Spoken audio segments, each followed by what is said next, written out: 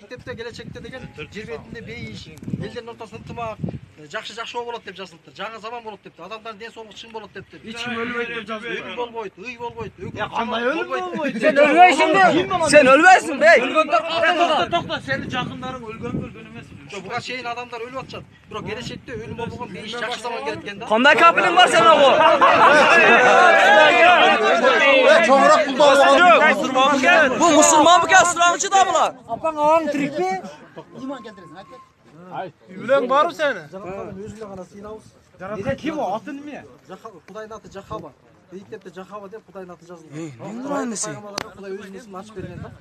Пайгамбарың ким сен? Бый китепте 40ка жакын пайгамбар жазган. Ошол биздики эң акыркы Мухаммедке ишенебиз биз. Силер кимге ишенесиңер? Айтылачы. Кимди жолдон Менин пайгамбарым, сенин пайгамбарың бербейбиз да. Кудай баардык элдер үчүн өзүнүн ишендирип коюп. Кaysı kayıp geçersin orada? Жер жок. Менин пайгамбарым. Bardığız ne kadar? Biri o biz bakalım.